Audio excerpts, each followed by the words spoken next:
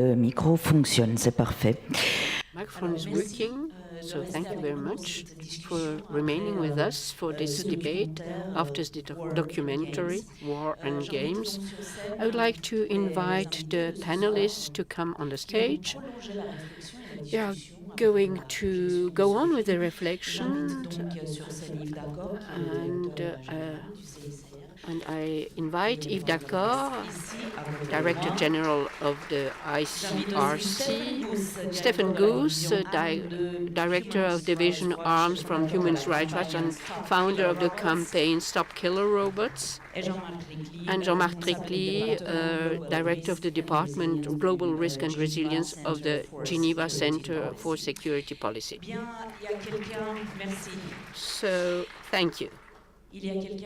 There is somebody who would have liked to be with us today evening, but she will be present in a certain way. It's Béatrice Fihn, the director of the organization NGO International Campaign for the Abolition of Nuclear Weapons, ICAN, Nobel Prize. She will be with us through pictures. She sent us a message.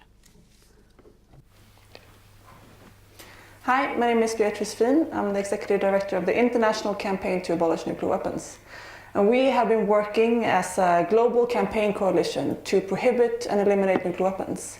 And last year we had a huge breakthrough when we pushed governments to adopt a treaty on the prohibition of nuclear weapons. And our work is really built on the experiences of civil society on other issues, such as the campaign to ban landmines, the cluster munitions coalitions, the control arms coalition, really trying to rally civil society to demand that our governments follow international humanitarian law and prevent weapons that cause indiscriminate and unacceptable harm to civilians.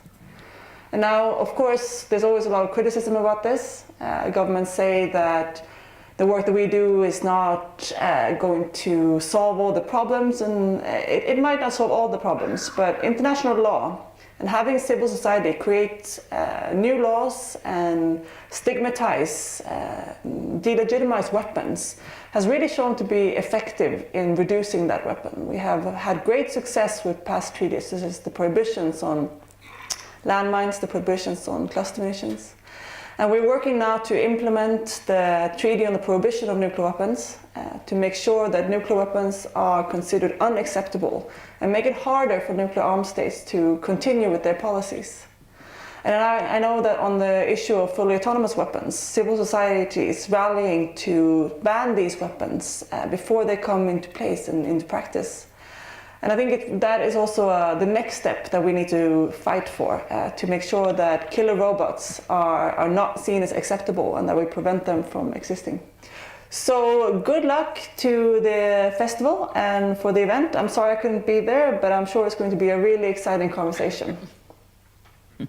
Merci beaucoup. Merci à Béatrice. Thank you very much to Béatrice Fihn.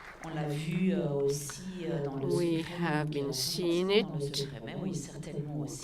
It's in the secret of certain laboratories, scientific laboratories. Technicians are working to creating robots, intelligent weapons, so autonomous weapon systems with a capacity to act without human intervention. So this raises a lot of questions about ethics and law, and you have lots of questions being asked in such a debate. So I would like to discuss with you.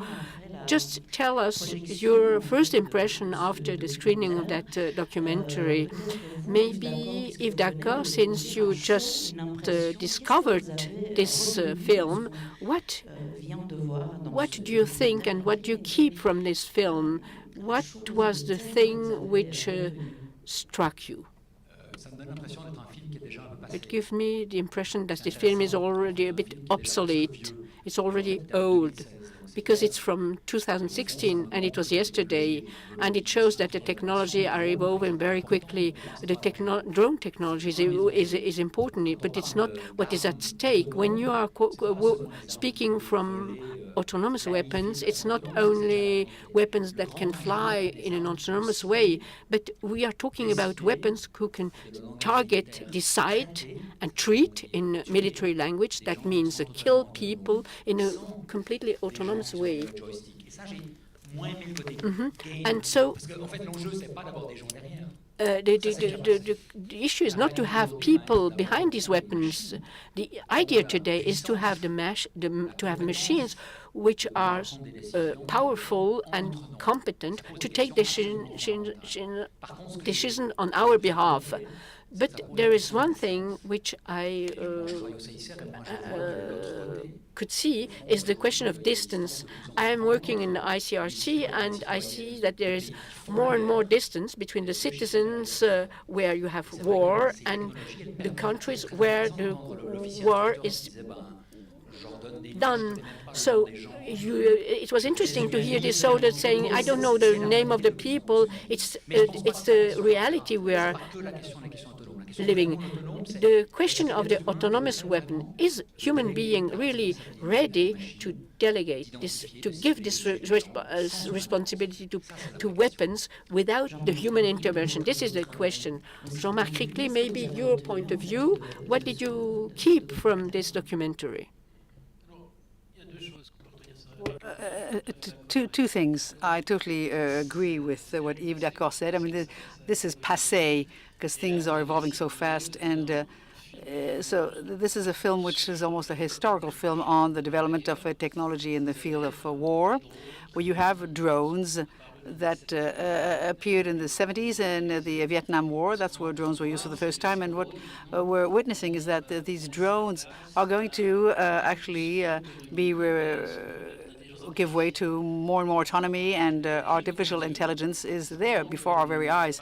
And our strategic and legislative armamentarium and political tools are not equipped to actually take up the challenge that's ahead of us. And why am I saying this? Well, in this film we can see how fast these technologies are evolving, and this growth is exponential. And a human being is not built, our brain is not built to think in an exponential way or linear fashion. So what this means is that our political systems are exactly the same. Our governance and governors think in a linear manner. So when you are versus an exponential fashion and you have a linear way of thinking, the more you're going to advance in time, the more you're going to become non-relevant, and you're going to get get it wrong in your predictions. So I want to talk about artificial intelligence. Give you an example. At the beginning of December of last year, so there was an application that came out on the internet, a website where you have the face of a female character of a porno film that's replaced by an actress. And we asked the technicians, how long will it take for this technology, which is called face swapping? So you've changed the face, and how long before it's run of the mill? And they said 1 or 2 years, on the 24th of January this year. So you have an app that is called Fake App, where you can take any face and transfer it to a porno film. So this year we'll see a lot of cases of fake identities, and you can't see the difference between what is real and what is fake. So the Photoshop era is long behind us, and so it just goes to show how fast things are evolving. Stephen Goose, would you like to react after watching this documentary and when we were preparing for the debate? So for you, this is a documentary that doesn't only talk about killer robots, but there's an opening at the end of the documentary. So let's get your feedback, please. Thank you. I apologize for being the only non-French speaking person on this panel. No problem at all. Actually, We all understand speak you. English. No All speak problem. English perfectly. But since I'm the lone non-French speaker, I get to wear the headphones. Wasn't Béatrice great? I loved that. We worked very closely with her on many of these issues. She's been the head of the ICAN organization for a number of years, but before that we worked with her on these other civil society campaigns that have produced bans on weapons. And hopefully we'll get into that a lot more as we go through this panel. I mean, the film, I thought, did a good job of demonstrating many of the dangers of drones, Turn your hearing aids up, just like mine. Yep. Maybe the mic closer to you. Yeah, the film Thank did you. a good job, I thought, of showing many of the dangers of drones and the concerns about drones, some of which overlap with killer robots. And at the very end of it, it did start talking about artificial intelligence and some of the concerns related to AI, and a little bit about the weaponization of AI. But I hope that that film will really just serve as a springboard for what I hope will be the focus of this panel on killer robots, also known as fully autonomous weapons, also by diplomats called lethal autonomous weapon systems, or laws, which is the exact opposite of what it ought to be, unless it's a law to ban it. And the difference between drones and fully autonomous weapons is stark. It's fundamental.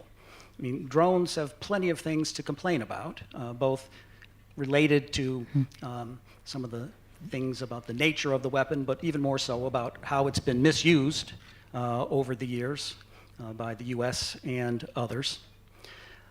But with a drone, you have a human in the loop. You have a human who visually acquires a target. That human might be thousands of miles away, but it's a human who acquires the target, decides what to shoot at, and it's a human who determines when to pull the trigger, when to launch that Hellfire missile or whatever else the payload may be.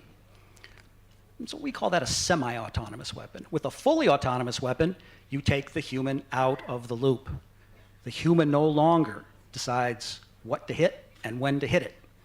Instead, the machine itself does that through a combination of sensors and computer programming, artificial intelligence.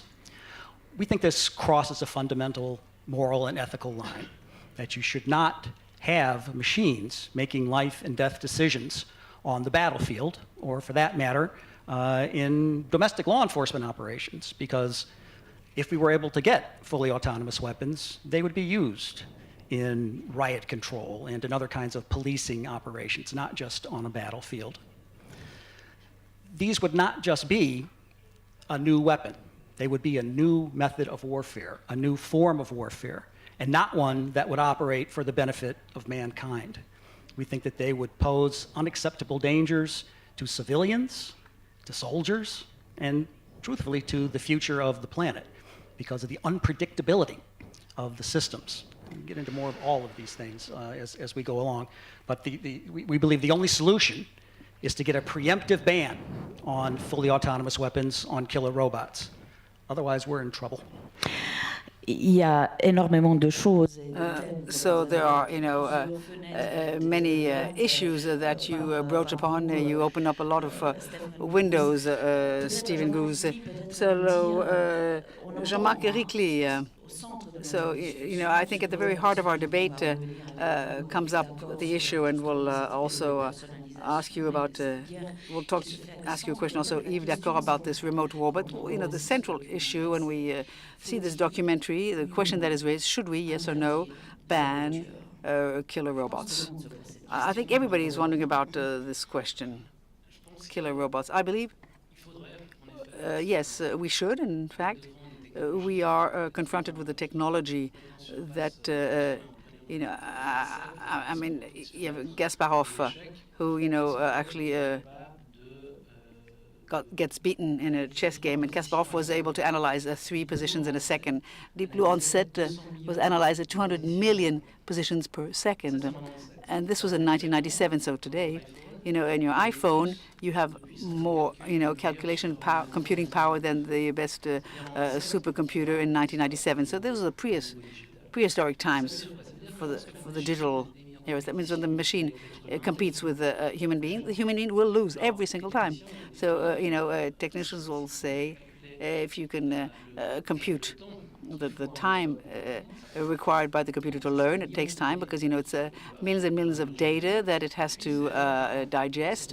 And the human brain is a tool, an organ, and it's very well made, and it actually consumes very little energy. But when the computer has learned, the algorithm has been learned, it can work very well. Alphago, perhaps you've heard about it. Alphago, this is a very, very complicated game. You have, so you have a certain number of atoms in the world, and you have many more possibilities in this game, to the power of 10. So it gives you an idea of the nature of this game. In March of 2016, an algorithm called Alphago was able to beat 4 rounds the second best player of Go. And in October last year, we created Alpha, a second version, and that learned how to play the game of Go, and it beat its predecessor, Alphago, sorry.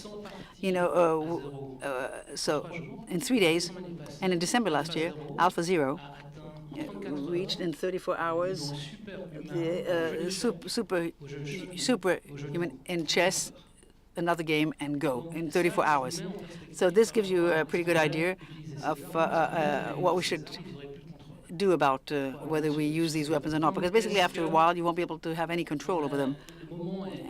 And I think this is the right moment to ask the question, but I think it's too late. I think we missed jumping on the bandwagon, so the campaign against killer robots should continue because we have to raise awareness amongst the public. But I think we're already in the race for autonomous weapons, and that is driven by the United States and China. We're too late. Yves, Daccord, is it too late to imagine we could ban killer robots? If we agree that the ban is only interesting if it can be implemented, we can decide we're going to ban, but if nobody actually abides by that ban, not very useful. And we can see that the major collective moments that those times that brought states in our diplomatic toolbox, and our tools are states who agree on common rules, and it happened every time there was a major destruction that, give or take, had such an impact on the collective. We decided to do things differently. The Geneva Conventions. The best part of the Geneva Conventions comes after the Second World War, where we're really seriously starting to actually draft a solid Geneva Convention, especially on the issue of civilians, but only after the Second World War. And there came a time where the international community said, never again. What I'm worried about versus autonomous weapons is that, nobody's saying never again. Today, we're actually involved in a weapon race, and there's no convergence between states, even in traditional warfare. Take the example of Syria. You've just witnessed what the Security Council has been doing for the last 15 days on a very, very small part of the planet, the Eastern Ghouta. It's a possibility to make sure that the armies stop for 30 days. We're not saying let's be clear. Unfortunately, I think we have to ask the question: what is going to happen? What is needed to get everybody to react? So my assumption is that autonomous weapons, and contrary to what is in the film and the previous film, it's not just going to be the state's responsibility. I don't believe it. I think that is what is the heart of the question. This is the 1984 Orwell model. Maybe it'll be 1 or 2 major states that will gain control over autonomous weapons. I don't believe that'll be the case. Quite the contrary. I think there's a real risk of having quote-unquote democratization of autonomous weapons in the midterm. You can have states that will have these weapons. You'll have groups, non-state criminal groups that will be able to also equip themselves with autonomous weapons. And autonomous weapons can be attacked, hacked, and they can make mistakes. And here I would have tended to say to the community of states will say, oops, we better get together because, there are those who are not member states that are not involved, but I'm afraid that we'll have to wait until that happens so that there's a real ban in there. I do agree with what was said earlier. I believe it is too late. Okay, I mean, we should understand what's at stake, and this is, I mean, at the ICRC, what's at stake is the position of the human beings. So do we want, even we talk about autonomous, do we want the humans to have, some responsibility to control these autonomous weapons? What is his responsibility? And so it has to do with ethics as well. So Stephen Goose, how do you react to what Yves Daccord has just said? This community of states that would need to act and react, but not only that. Well, I would have to say that my colleagues are wrong. That it's not too late. But it's not an irrational or uninformed view to have. And you should all find that very scary. I suspect that many of you had never heard of killer robots before you saw the brochure for this movie and this panel. I know that when we launched the campaign to stop killer robots 5 years ago, it was almost an unheard of subject except for a small number of technical experts in the military and in the robotics industry and in the artificial intelligence industry. We've done a fantastic job of raising awareness since then, but it was almost unknown 5 years ago. And yet we're being told that it should have been 10 years ago, if not more.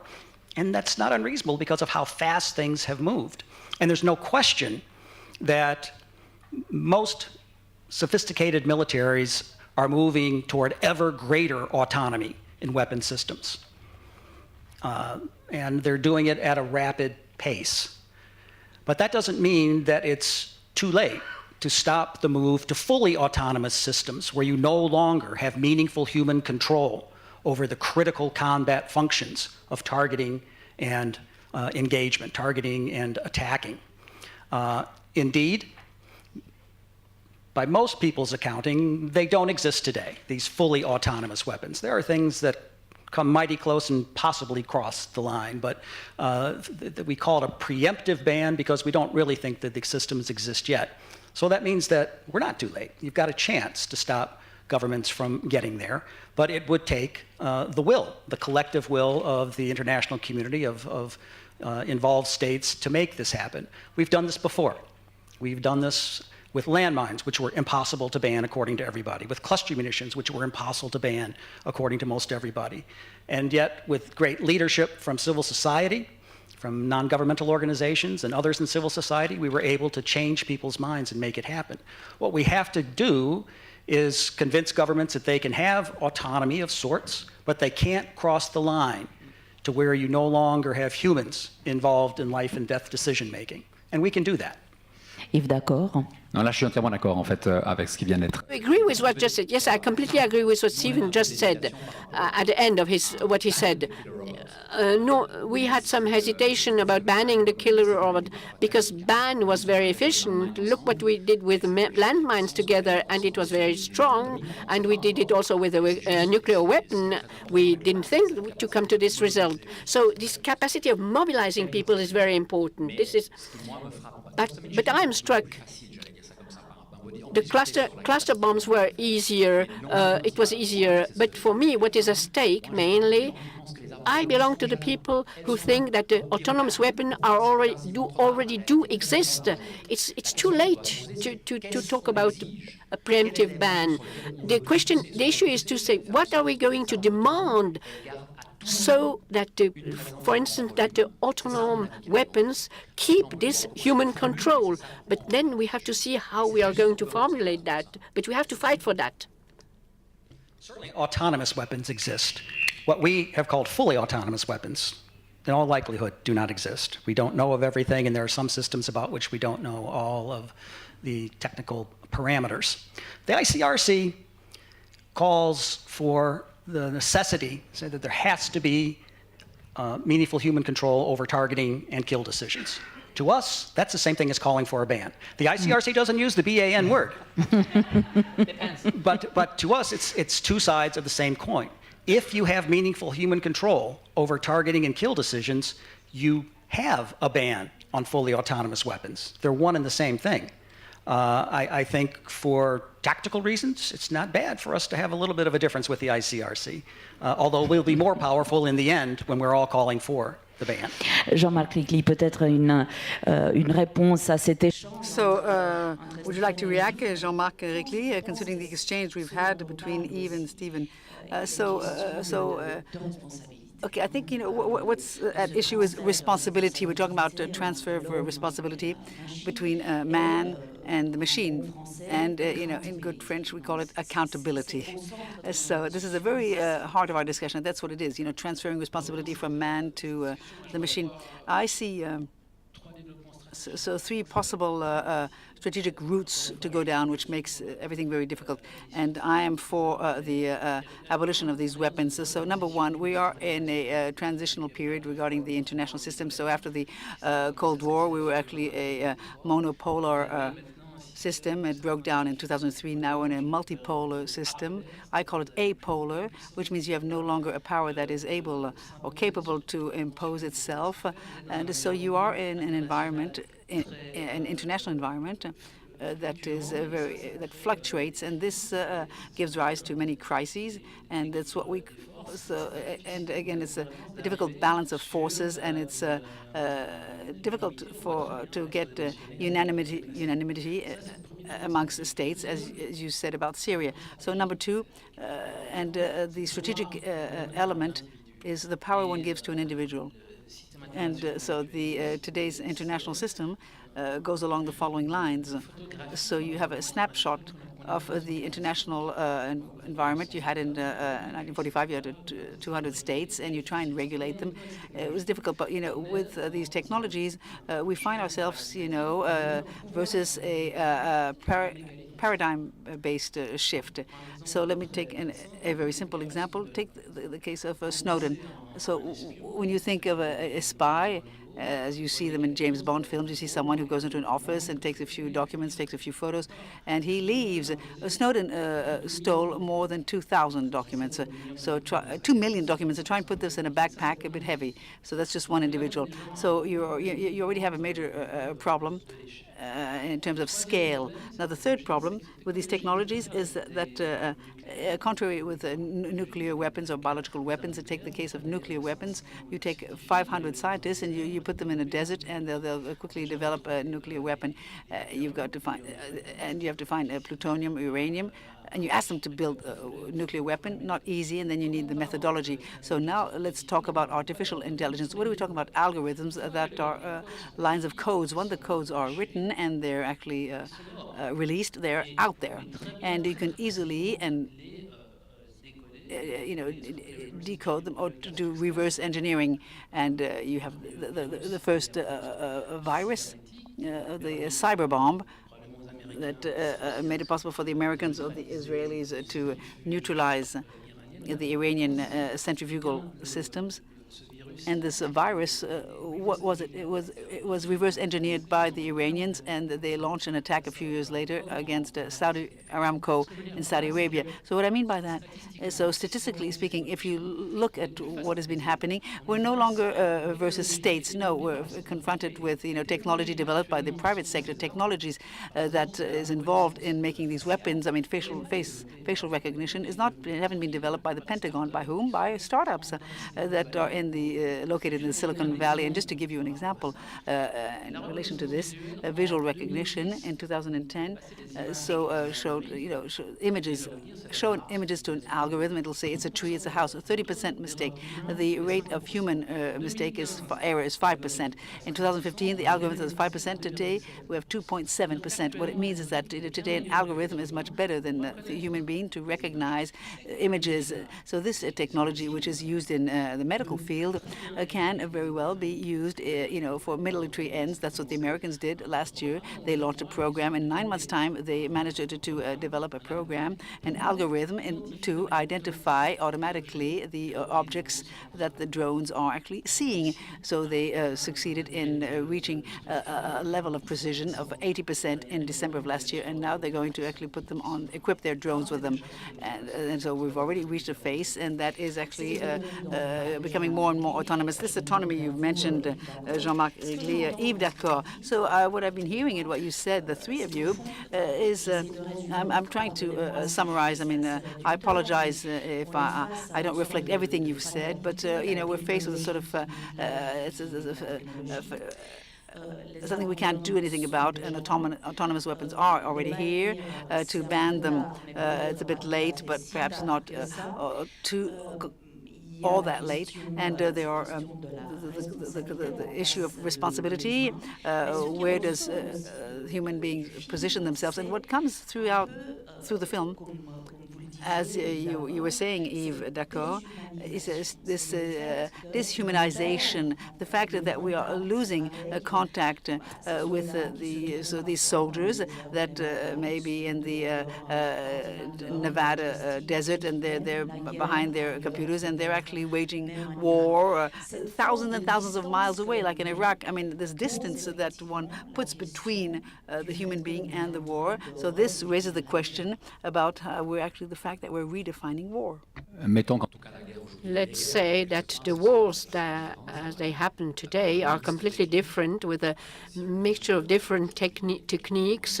You have the techniques of the Middle Ages also. You see still community being under siege like it was in the Middle Ages. And at the same time, you have very modern technologies. You have no war without cyber techniques, and this is in an environment which evolved for about last 15 years. And in Afghanistan, the Western countries, but Russia and China also, are thinking or even doing what about the capacity to intervene with a minimum quantity of soldiers, so you have less casualties. Like when you send 150,000 soldiers to Afghanistan from the U.S., it has not only an economic cost but also a political cost, because one knows that an army which remains 5 to 15 years on the same country, you lose the elections because the pictures of your boys and girls being injured and being brought back home, and these pictures were very difficult for the U.S. At that time. For the Russian also, it was very difficult for them to bring back from the dead soldier brought home. It's always complicated for a country. Also in Saudi Arabia, it was. So this notion of distance is necessary. As you have no feeling, and it's also a great advantage because you have no accountability. Who is responsible for what is happening in Yemen, in Pakistan, or in Syria? And you have this capacity of the states to intervene in much more other states. Do you know, for instance, that Belgium is at war, or that Netherlands is at war, or that France also is involved in many conflicts? And the United States of America are in about 10 to 12 conflicts directly involved. Many countries are involved in wars without the parliaments knowing about that. So it's very complicated to see and how the countries manage the war. And this issue of distance is conducive to an asymmetry. And so the battlefield is going elsewhere, because the battlefield is also in our countries, and it comes because in the United States you have attacks from people who have seen their own countries attacked. So the wars are completely different. And if you add to that the autonomous weapons, it's going to give an acceleration of this distance to the battlefield, and it's going to change the way the war are done, and how the political leaders are going to be accountable for what they've done. And very often groups of human beings at war are very violent and hard. And that's why we have the Geneva Convention and you have the rules. But I'm very preoccupied because there is less surveillance, less monitoring, and you have less the possibility to have a debate in the parliament in order to come to balance the behaviors. And I think there is a real worry about this distance, which is going to accelerate everything. This distance, as you said, respond to a few things that Yves and Jean-Marc have said. They both talked about accountability and responsibility, but kind of in a bigger picture way than I would as it relates to this particular issue. And I also want to get back to what you were sort of saying about lines of code. One of the main reasons to ban fully autonomous weapons is because of what we call the accountability gap. Who's going to be held responsible when inevitably there are violations of the laws of war or violations of human rights? It's very difficult to hold a robot responsible. Then you don't have a commander. You don't have an operator like you do with the drone, and the commander is not in charge of what the system does. It's the programmer who has done that, but a programmer also has never been held responsible for any kind of violation of this type. So the manufacturer, again, that doesn't make much sense. So we've looked at this quite closely at Human Rights Watch and done a lot of writing about it, and we've come to the conclusion that you will never have individual responsibility for even war crimes that might be committed by fully autonomous weapons. You could fall back on state responsibility, but that's never a good remedy where you have victims who can feel that they've received a true remedy to what has happened to a family member or to colleagues. So that alone is reason enough to ban these weapons, the lack of accountability for any future violations. There is a serious issue, I think, related to the fact that the difference between a semi-autonomous weapon and a fully autonomous weapon might just be a few lines of code. And that's very difficult to be able to see what's happening. But what we're trying to do, and I think B used this word too, is to stigmatize the idea of a fully autonomous weapon. So you have governments who are not out there trying to cheat and trying to take advantage by introducing that line of code. And there are some technical ways that various scientists have started exploring about how you might be able to monitor and track potential violations. There's also the issue of what sometimes is called dual use of these kinds of systems and technologies. But that same issue was faced, for example, with the ban on biological weapons or the ban on chemical weapons, where you had companies and states and others who were producing chemical agents and biological agents that, if they were weaponized, would be illegal. But if they're not weaponized, then they're not illegal. You could have the same situation as it applies to artificial intelligence, where you could pursue certain types of activities as long as they were not designed or could be used in a fully autonomous weapon. C'est justement ce que vous dites. That's back to the issue of responsibility or accountability. This raises questions on humanitarian international law, because one doesn't know who is responsible of the death or the destruction of someone's life. So is it the engineer, as you mentioned, who programmed this line of code? Is it the machine? Is it the human being? Quite rightly so. And there are many people who tend to agree on the fact that AI is not the issue, it's not at the heart of the debate. It's rather more the following question. What are you going to use the artificial intelligence for, and how are you going to use AI?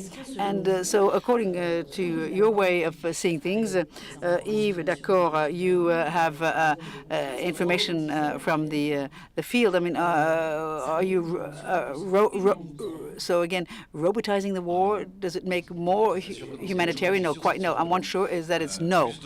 I mean, more robots may make it possible to have a war happening a bit more at a greater distance, robot against robot. I mean, war.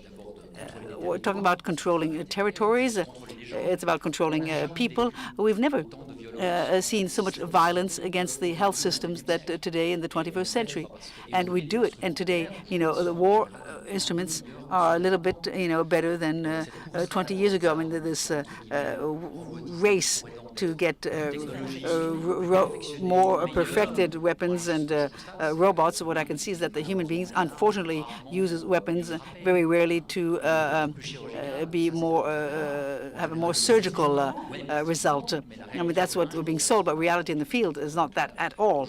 Let's be clear. I mean, what we can see today. I mean, look, take the example of what you see in the Middle East. Today, there are weapons that are being deployed in the Middle East that could allow for quote unquote more finite work, while distinguishing between civilian objectives and military objectives. And over the last 3-4 years, we've never seen so many attacks on the health sector, hospitals, care centers. I mean, again, it's not about.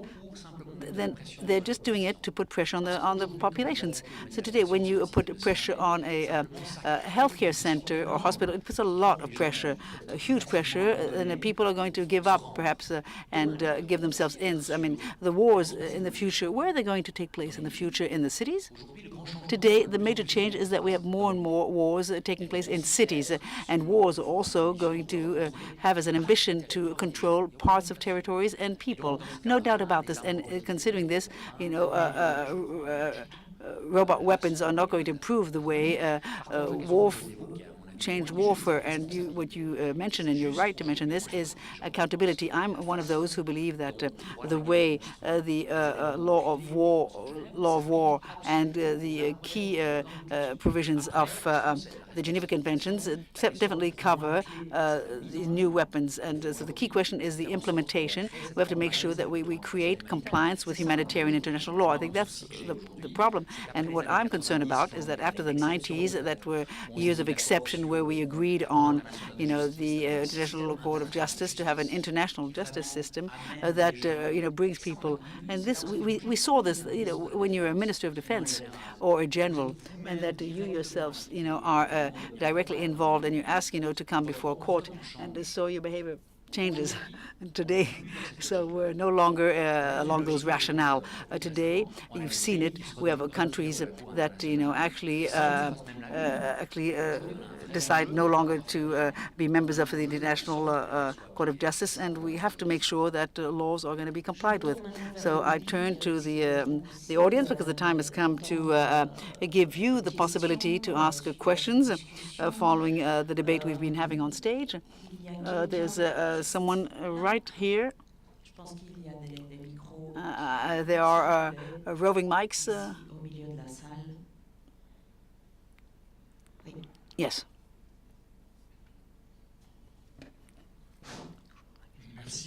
So thank you. Good evening. My name is Philippe Noël. Sorry.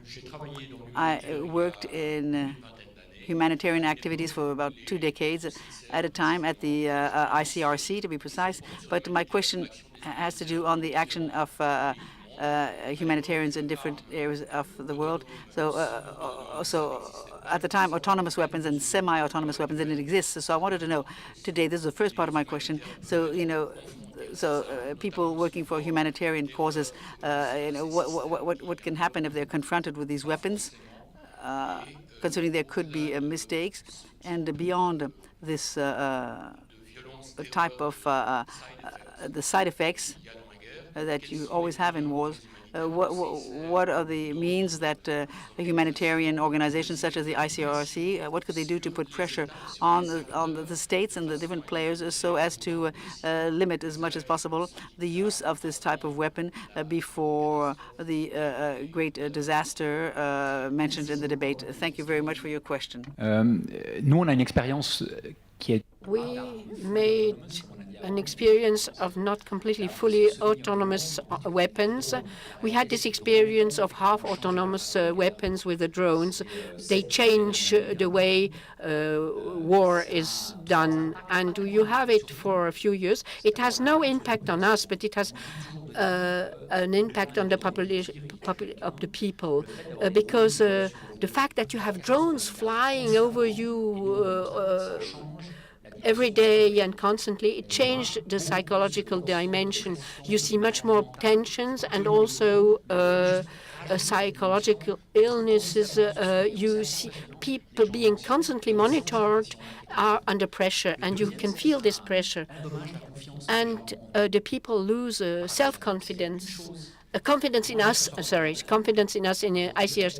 And I see the fact that you have these monitoring systems everywhere lead to the fact that the people, specifically the actors of the conflict, as for instance, who are the Taliban, for instance, or the ISIS or so on, when they see us, they know the ICRC, we are present. But even if we are very careful, they always suspect us that there is a drone above us or a technology which follows us and which would be, just at the moment when we meet this actor to negotiate with him, there will be an attack with a drone. So our capacity to install confidence was very difficult for us. And so the same thing with the mobile phones. When you are meeting the people, they are aware that everybody has mobile phone around us. So it's very difficult to have this trust and to have a discussion with the actors.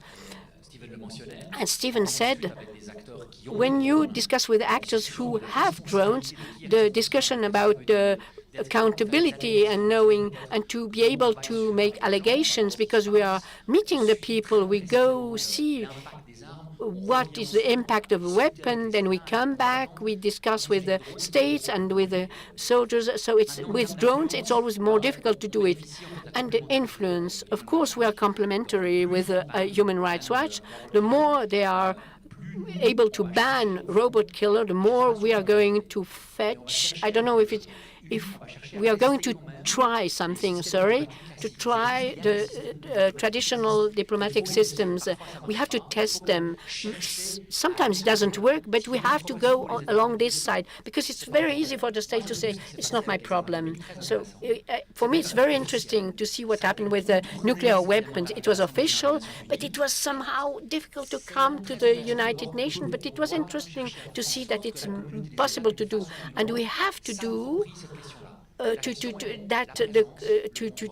to arrive to the fact that the community of states take the ownership of that. And secondly, if we do not, if we cannot do it, we have to create other coalitions. It's very interesting to work with Human Rights Watch, but I hope that there will be other coalitions before the big disasters and different sorts of coalitions. Some states, a few states, the cities, like as a political entity, are more and more interested by these questions, and also the academic world has to mobilize around this issue, and also private sector. The civil society will not be enough, so you will have to create coalitions of all these entities who will reflect upon that. But in the end, the states have to sign agreements. So we have to find a way to influence the states. Thank you. Another questions? Thank you. Another question? Just a little clarification to make sure. You mentioned Human Rights Watch several times, and we're very happy about that. And Human Rights Watch coordinates the campaign to stop killer robots, but it's a broad coalition, a global coalition, much like the International Campaign to Ban Landmines was, that won the Nobel Peace Prize in 1997, or the Cluster Munition Coalition, or ICAN, the nuclear coalition. They're all broad-based civil society coalitions that have all been successful because they have worked closely with the ICRC, closely with UN agencies, and closely with progressive governments. It's been that partnership among those entities that has made things work for all of those weapons bans, and that's what we're doing for killer robots as well. Question. Mon nom est Maurice Chocard. My name is Maurice Chocard. I'm a lawyer.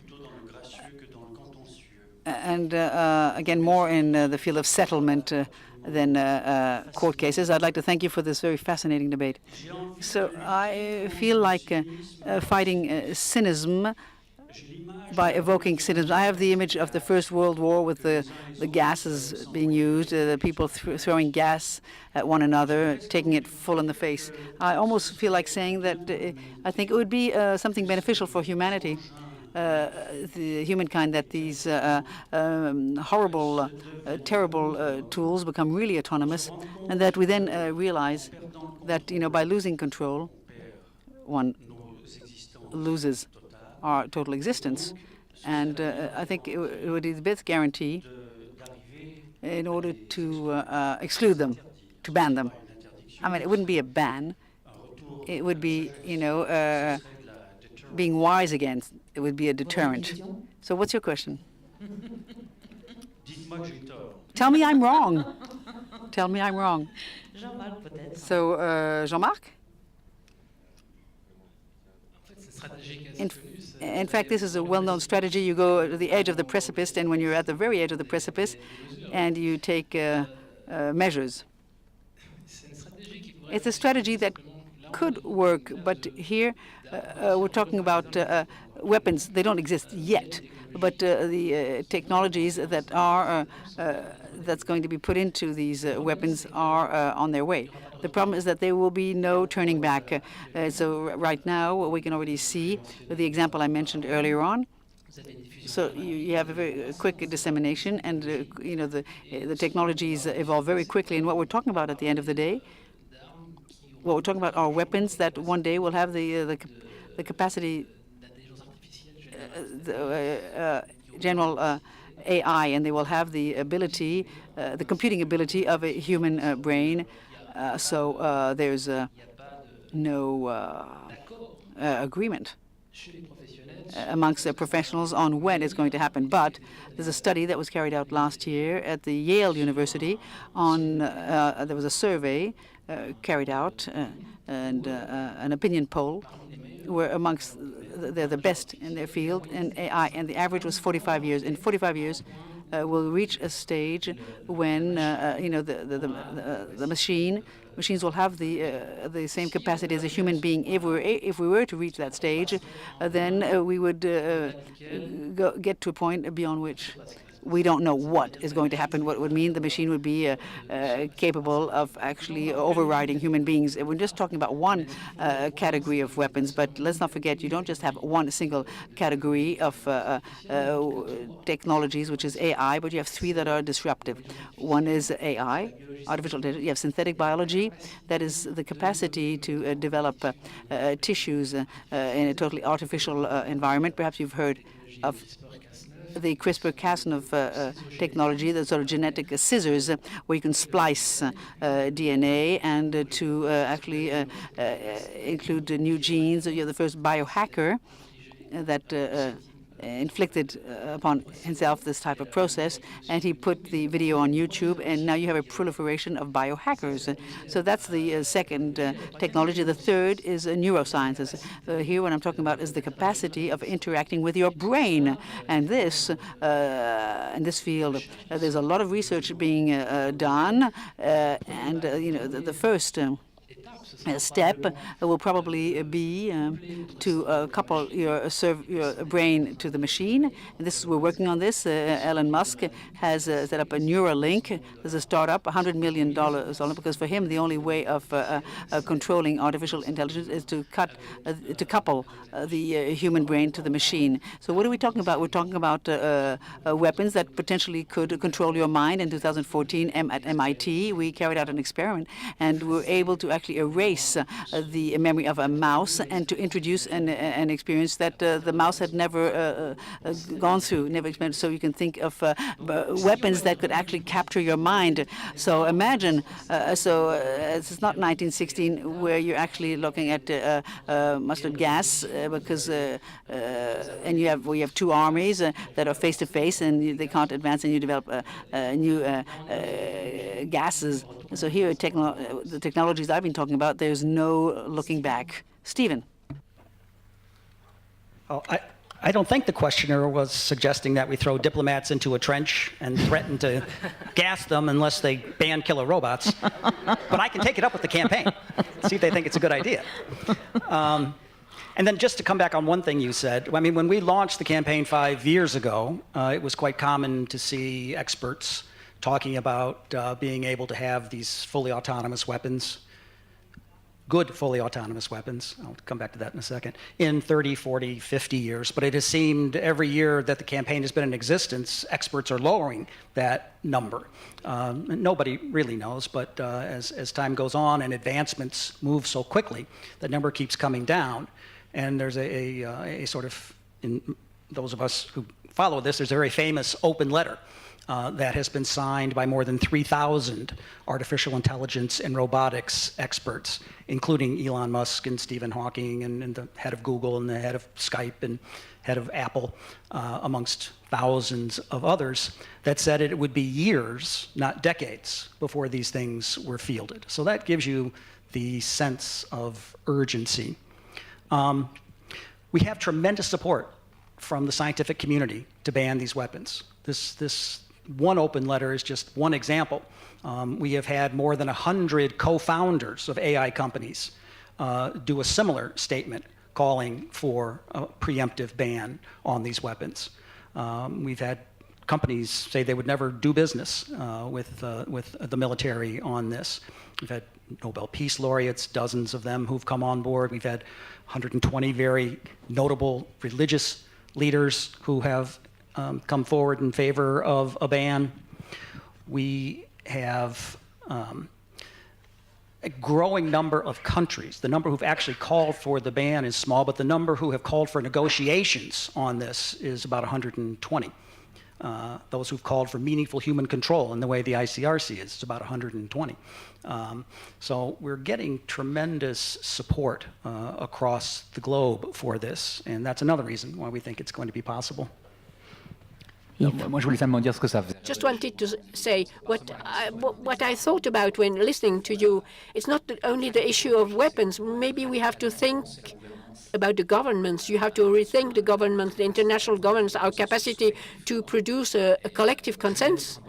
And Geneva might be the good place for that, to think about the way of creating rules which would allow, in a way or another, to accompany these changes. As Jean-Marc said, for me, it's one of the key issues. We have a complete disconnection between our way of doing diplomacy and finding agreements and the everyday reality, and I see that in all areas. So this is really the essential issue. How can we create a minimum of collective rules? Maybe we'll not be able to create rules which take 30 years of negotiation. Maybe we have to agree on temporary rules, which will be a base for continuing to reflect on that. So I'm very worried about that. So if we have to think also about the question of the human rights, also the international humanitarian law, it's also fundamental to ask ourselves this question: how is it implemented, and what is going to be the governance accompanying that? And the gap is going to be bigger and bigger. Good evening. I had a question in order to understand better the question of accountability. We were talking just before about an actor who is launching an autonomous weapon can say, I didn't take the last decision, so I'm not responsible for that. So is there really this accountability gap when you start to use such a weapon? Knowing that when today the Belgium or the American army makes a mistake, one knows who is it. But when an autonomous weapon makes a mistake, so one should also know who does it. What is the difference between a traditional weapon and an autonomous weapon regarding this question of accountability?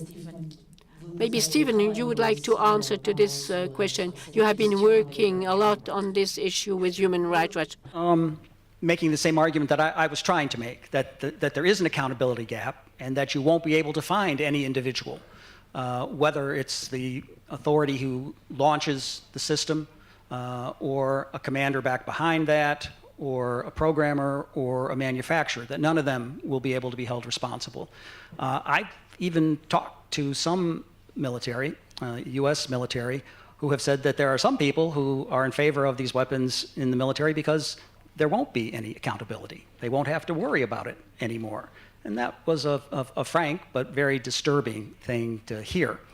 But it may be worth mentioning, I'm sorry to go into a slightly different topic, but there is a lot of support for a ban amongst the military in many countries. This is not like landmines or cluster munitions or nuclear weapons for a small number of countries who want to hold on to the weapons, who've had them for decades and decades, and they were part of their war plans and considered an essential weapon. These are something where there's a blank slate today. And many militaries buy into the arguments that we make about this being ethically and morally wrong, about all the legal issues that relate to this, about technical and operational problems. The military is very worried about things like, how do you stop an attack if it goes wrong? How do you recall a system if it goes wrong when you no longer have communication with it? Because that's the entire essence of it. You no longer have communication with it once it is initiated. So there's military who hate that. There's military who hate the idea that you're going to have a programmer who is going to do a better job of distinguishing between civilians and combatants, or doing the proportionality analysis that's required of every attack, where you have to determine if the military value outweighs the harm to civilians. They're trained to do that their entire career. It's a subjective determination. It's an intuitive determination. How is a programmer going to take care of that? So the military has a lot of reasons not to want these things to come into existence. Their main fear is that a potential enemy is going to have them, and so they think they might have to have them. Yves, très court. La question par rapport à la différence par rapport à les armes entre. So a big difference between the sophisticated classical weapons and the other element is that these weapons should be adapt themselves and learn, have the capacity of learning. They wouldn't act always in the same way and then kill the rule. And this is the big unknown factor. So, and I think the point of Fihn is very correct. It's not just because they are autonomous, they will be functioning well, and you can have some behavior which were expected, and this question have to be dealt with. And this lack of accountability, either we decide to ban or not to start the discussions, but this is going at stake for us, all. Jean-Marc. So again, we're only at the very, very beginning in terms of the technology. So we don't know how the machine makes the decision. The machine doesn't function like we do, and there's an image. What does it see? It sees the pixels, and then it will vectorize the pictures, and it will make mathematical computing. We don't know how the machine makes a decision. So you have a real issue with accountability. Now, the second problem, it's not really a problem, but let's take an example. So one of the industrialists that worked with artificial intelligence, it's a high-frequency trading. And you've seen the flash crash, and you have a bug with the algorithm, and you have millions of dollars that are impacted. When this type of algorithm or this problem is transposed in a weapon, the consequences won't be like with a flash crash with the millions of dollars being lost. It would be millions of human lives. So again, now in 2016, you had an attack of service denial in the cyber field. You take over computers and you give them an instruction, and the computers are going to ask access to a server. There'll be so much request, the server is going to crash. And there was an attack, botnet Mirai, and it evolved so much, and so the botnet and the number of computers that are taken over, that are taken hostage, are about 100,000. At the peak here, we were at 600,000, and what happened is that this attack wasn't just on computers, but on connected devices, cameras. So whatever you have at home. So we said states were only able to do this, but in fact, behind all this, were 3 students who wanted to attack attack servers of their competitor. They were playing Minecraft, and on their servers they were generating cash, almost $100,000 per month. And by attacking the other servers, they were able to actually attract the players on their own servers. Why am I telling you? It's because there came a time where they saw that it was going to go sour, so they released the codes on the internet, and these codes of the botnet were taken over by others. There were 26 iterations of this botnet, and there came a time when not the students but other people attacked a company that plays a fundamental role in the internet, and they, give or take, caused a crash in the U.S. So what I'm trying to tell you is that, with the issue of accountability, when we're in the cyber field, because there's an issue of attribution, is fundamental in the cyber world, and AI relies. It's a digital technology, and we're going to have a big problem there too. One very last question before we conclude this discussion. We have someone here. I remember before the mic comes, there was an anecdote. The computer will never have the possibility of killing you, but with the help of the fridge, one never knows. Question. So my question's in English, actually. So as far as history, and history does tend to repeat itself, over time we've seen with all the world wars an introduction of new machinery that was presented into war terrains, and we've seen it time over time. It just keeps repeating itself, and normally with history repeating itself, we should learn.